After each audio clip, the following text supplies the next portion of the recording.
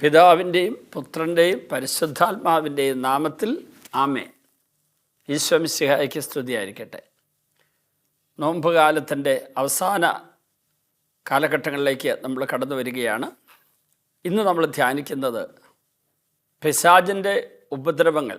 ഈശോ പിശാചിൻ്റെ ഉപദ്രവങ്ങളിൽ നിന്ന് എങ്ങനെയാണ് നമ്മൾ മോചിതരാകേണ്ടത് എന്ന് നമ്മളെ പഠിപ്പിക്കാൻ വേണ്ടി ഈശോ 40 ദിവസം ഉപവാസങ്ങൾക്ക് ശേഷം അവനാൽ പരീക്ഷിക്കപ്പെട്ടു എന്നുള്ളത് ബൈബിൾ നമ്മൾ വായിക്കുന്നതാണ്. നമ്മൾ ഇതുപോലുള്ള പരീക്ഷണങ്ങളിലൂടെ പരീക്ഷകളിലൂടെ കടന്നു പോകേണ്ടി വരും. പിശാചിൻ്റെ ഉപദ്രവങ്ങളും അവൻ്റെ പ്രലോഭനങ്ങളൊക്കെ ഉണ്ടാകും. അപ്പം പിശാചിൻ്റെ പ്രലോഭനങ്ങൾ ഇതിനെക്കുറിച്ച് നമ്മൾ മുമ്പ് ചിന്തിച്ചു. പിശാചിൻ്റെ ഉപദ്രവങ്ങളെക്കുറിച്ചും ചിന്തിച്ചു. ഇപ്പോൾ അടുത്തതായിട്ട് പിശാച് മനസ്സിൽ കയറി മനസ്സിൽ കൂടുകെട്ടുന്നതിനെക്കുറിച്ച്, മനസ്സിൻ്റെ നിയന്ത്രണം ഏറ്റെടുക്കുന്നതിനെക്കുറിച്ചുള്ള ധ്യാനത്തിലേക്കാണ് ഇനിയിപ്പോൾ നമ്മൾ കടന്നു വരുന്നത്. അതിൽ ഒന്നാമത്തേത്, പിശാച് മനസ്സിനകത്ത് കയറാതെ തന്നെ പുറത്തു നിന്നുകൊണ്ട് പ്രലോഭനം തന്നുകൊണ്ട് മനസ്സിനെ സ്വാധീനിക്കുകയും മനസ്സിനെ പീഡിപ്പിക്കുകയും മനസ്സിനെ അസ്വസ്ഥമാക്കുകയും ചെയ്യും. ഇത് പിശാച് നൽകുന്ന ഒബ്സഷൻ എന്ന് പറയുന്ന അവസ്ഥയുടെ തുടക്കമാണ്. പിശാച് മനസ്സിൽ ആവേശിക്കുന്ന ആ അവസ്ഥയുടെ തുടക്കമാണ്. പിശാച് പുറത്താണ്. ഉദാഹരണം, യോഹന്നാന്റെ സുവിശേഷം 13 അധ്യായം 2 തിരുവചനത്തിൽ നമ്മളത് വായിക്കുന്നുണ്ട്. ശിമയോൻ സ്കറിയാത്തയുടെ മകൻ യൂദാസിന് യേശുവിനെ ഒറ്റക്കൊടുക്കാൻ പിശാച് തോന്നിപ്പിച്ചു. ഇവിടെ തോന്നൽ കൊടുക്കുന്നതേ ഉള്ളൂ. അതൊരു പ്രലോഭനമാണ്. പക്ഷേ അത് ഒബ്സഷൻ എന്ന് പറയുന്ന മനസ്സിൽ ആവേശിക്കുന്ന ആ ഒരു ദുരവസ്ഥയുടെ തുടക്കം അവിടെയാണ്. മനസ്സിനെ ഡിസ്റ്റർബ് ചെയ്യുന്നു, മനസ്സിനെ അസ്വസ്ഥമാക്കുന്നു, മനസ്സിനെ സ്വാധീനിക്കുന്നു.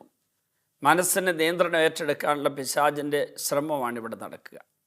രണ്ടാമതായിട്ട്, നമ്മൾ മനസ്സിൻ്റെ വാതിൽ അവന് തുറന്നു കൊടുത്തു കഴിഞ്ഞാൽ എന്ന് പറഞ്ഞാൽ, മനസ്സിൽ ഈ അസ്വസ്ഥതയുമായി നടക്കുന്ന, മനസ്സിൽ ഭാരവുമായി നടക്കുന്ന പിശാചിൻ്റെ ഈ മാനസിക പീഡകളേറ്റിരിക്കുന്ന ഒരു വ്യക്തി അവിടെ യേശുവിൻ്റെ സഹായം തേടി, യേശുവിൻ്റെ കൈ പിടിച്ച്, യേശുവിൻ്റെ തിരുവചനത്തിൻ്റെ ശക്തി സ്വീകരിച്ച്, ദിവ്യകൂദാശകളുടെ കൃപ സ്വീകരിച്ച്, ഉള്ളിൽ സ്നേഹം നിറച്ച്, ദൈവത്തോടും മറ്റുള്ളവരോടും നമ്മോട് തന്നെ സ്നേഹം നിറച്ച്, ഈ പ്രലോഭനത്തെ, ബാഹ്യമായിട്ടുള്ള പിശാചിൻ്റെ ഇതുപോലുള്ള സ്വാധീനങ്ങളെ പ്രതിരോധിക്കുന്നില്ലെങ്കിൽ കീഴടങ്ങിപ്പോകും. നമ്മൾ ബൈബിളിൽ ഒരു കാര്യം വായിക്കുന്നുണ്ട്. 1 സാമുവേൽ 18 അധ്യായത്തിൻ്റെ 10 തിരുവചനത്തിൽ ഇങ്ങനെ കാണുന്നു: പിറ്റേ ദിവസം ദൈവം അയച്ച ഒരു ദുരാത്മാവ് സാവൂളിൽ പ്രവേശിച്ചു. അവൻ്റെ ഉള്ളിൽ പ്രവേശിക്കുകയാണ് പിശാച്. പിശാച് അവൻ്റെ ഉള്ളിൽ പ്രവേശിക്കുന്നു എന്ന് പറയുമ്പോൾ അതിനു മുൻപ് ഒരു സംഭവം ഉണ്ടായിട്ടുണ്ട്. അതെന്താണെന്ന് ചോദിച്ചാൽ, സാമുവേലിൻ്റെ 1 പുസ്തകം 18 അധ്യായത്തിൻ്റെ 6 മുതൽ 9 വരെയുള്ള തിരുവചനങ്ങളിൽ ദാവീദ് ഗോലിയാത്തിനെ തോൽപ്പിച്ച് വിജയശ്രീലാളിതനായി തിരിച്ചു വരുമ്പോൾ ഇസ്രായേൽ ജനത ദാവീദിനെ ഏറ്റെടുക്കുകയും അവനെ സ്തുതിച്ച് പറയുകയും സാവൂളിനെ അവഗണിക്കുകയും ചെയ്തു. അപ്പോൾ എന്തുണ്ടായി?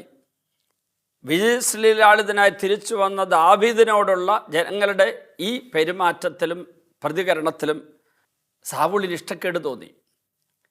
കോപാകുലനായ സൗൾ അന്നു മുതൽ ദാവീദിനെ സംശയദൃഷ്ടിയോടെ വീക്ഷിക്കാൻ തുടങ്ങി.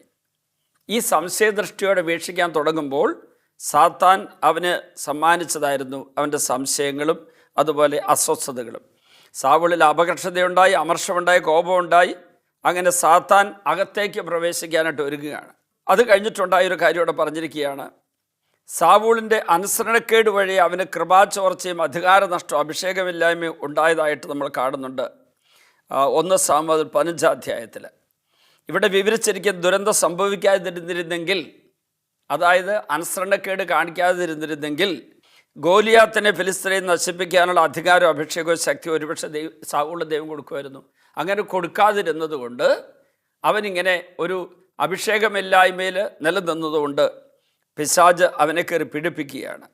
അതായത് ദൈവത്തിൻ്റെ സ്വീകാര്യമല്ലാത്ത ബലിയർപ്പിച്ച കായേൻ്റെ അവസ്ഥയ്ക്ക് സമാനമൊരവസ്ഥയിലേക്ക് വരുന്നു.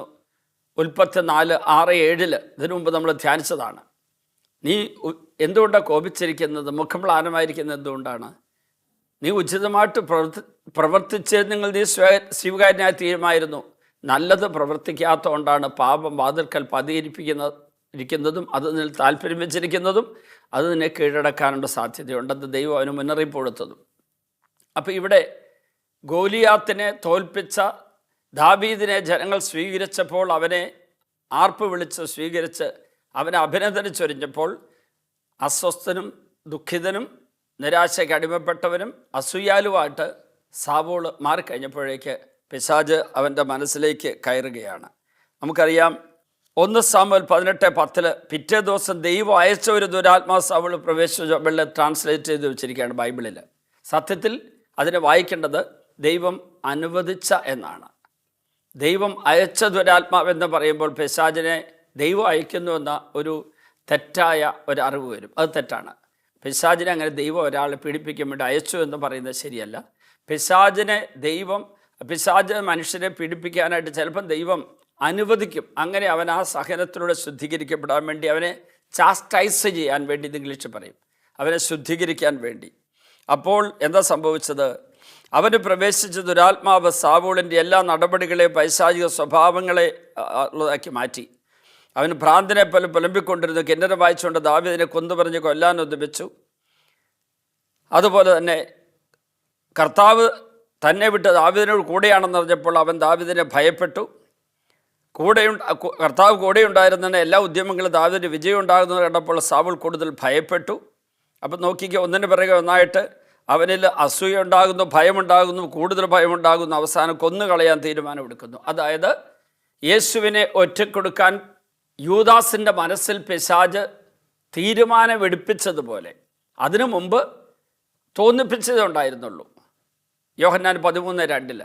എന്നാൽ യോഹന്നാൻ 13:27 പിശാച് അവൻ്റെ മനസ്സിനകത്ത് കയറി. അത് യോഹന്നാൻ 13:27 അപ്പക്കർഷണം അയോഗ്യതയോട് സ്വീകരിച്ചപ്പോൾ പിശാച് അവൻ്റെ മനസ്സിനകത്ത് കയറി. ഇനിയുള്ളൊരു അവസ്ഥ എന്താണെന്ന് ചോദിച്ചാൽ, ഈ സാവൂള് ദാവീദിനെ കൊല്ലാൻ വേണ്ടി തീരുമാനമെടുത്ത നിമിഷത്തിൽ എന്തുണ്ടായോ അത് തന്നെയാണ് ഇവിടെ ഉണ്ടായത് യൂദാസിലും. യേശുവിനെ ഒറ്റിക്കൊടുക്കാനുള്ള തീരുമാനമായി. ഇനി മനസ്സിൻ്റെ നിയന്ത്രണം യൂദാസിൻ്റെ കയ്യിലില്ല. ഇനി മനസ്സിൻ്റെ നിയന്ത്രണം സാവൂളിൻ്റെ കയ്യിലില്ല. മനസ്സ് ഇനി തീരുമാനമെടുക്കുന്നതൊക്കെ പിശാചിൻ്റെ ഇഷ്ടമനുസരിച്ചായിരിക്കും. അതുകൊണ്ടാണ് 3 മുന്നറിയിപ്പുകൾ ഈശോ യൂദാസിന് കൊടുത്തിട്ട് യൂദാസിന് ആ മുന്നറിയിപ്പിൻ്റെ അർത്ഥം മനസ്സിലാക്കി മാനസാന്തരപ്പെടാൻ പറ്റിയില്ല.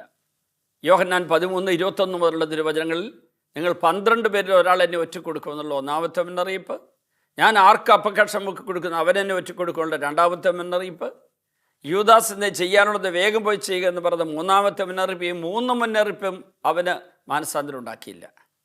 ദൈവം 3 തവണ നേരിട്ട് സംസാരിച്ചവനോട്.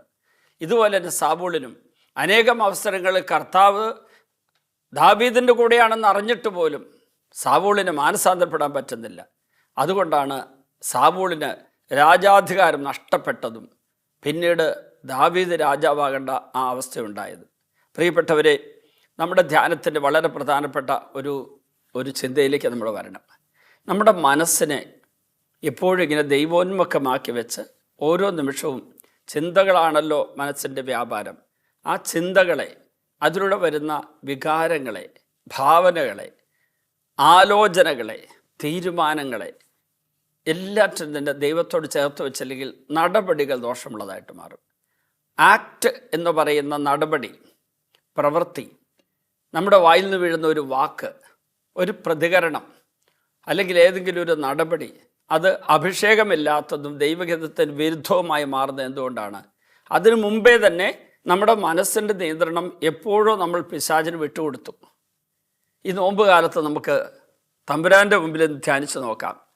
എൻ്റെ ജീവിതത്തിൽ എൻ്റെ മനസ്സിൻ്റെ നിയന്ത്രണം പിശാച് ഏറ്റെടുക്കത്തക്ക വിധമുള്ള ഏതെങ്കിലും ദുർനടപടികളിലേക്ക്, എൻ്റെ മനസ്സിനെ പിശാചനായിട്ട് തുറന്നു കൊടുത്തിട്ട് ഒരിക്കുന്ന അവസ്ഥയിലേക്ക്, എൻ്റെ മനസ്സിൻ്റെ വാതായനങ്ങൾ പിശാചനായി തുറന്നിട്ടിരിക്കുന്ന അവസ്ഥയിൽ ഞാൻ അധപതിച്ചിട്ടുണ്ടെന്ന് ആലോചിച്ച് നോക്കണം.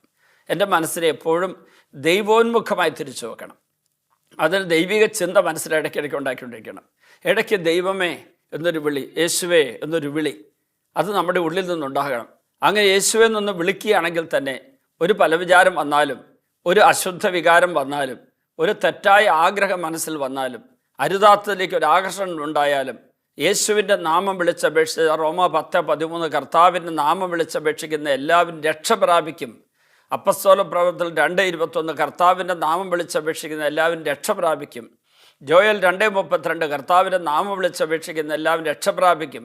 2 തിമോത്തി 2:19 കർത്താവ് ഉറപ്പിച്ച അടിത്തറ ഇളകാതെ നിൽക്കുന്നു, അതിലിങ്ങനെ മുദ്രിതമായിരിക്കും, തനിക്ക് സ്വന്തമായിട്ടുള്ളവരെ കർത്താവ് അറിയുന്നു. കർത്താവിൻ്റെ നാമം വിളിച്ചപേക്ഷിക്കുന്ന ഒരു പാപത്തിൽ ഒഴിഞ്ഞു നിൽക്കട്ടെ. അപ്പോൾ കർത്താവെന്ന് വിളിക്കുമ്പോൾ തന്നെ പാപ സാഹചര്യങ്ങളിൽ നിന്ന് മാറി നിന്നുകൊണ്ട് അരുതാത്തതിൻ്റെ അടുത്തേക്ക് പോകാതിരുന്നുകൊണ്ട് വേണം വിളിക്കാൻ. അങ്ങനെയാണെങ്കിൽ ഈ മനസ്സിനകത്ത് പിശാചിനെ കയറി കൂട് കെട്ടാനായിട്ടുള്ള ദുരന്തം ഉണ്ടാവില്ല.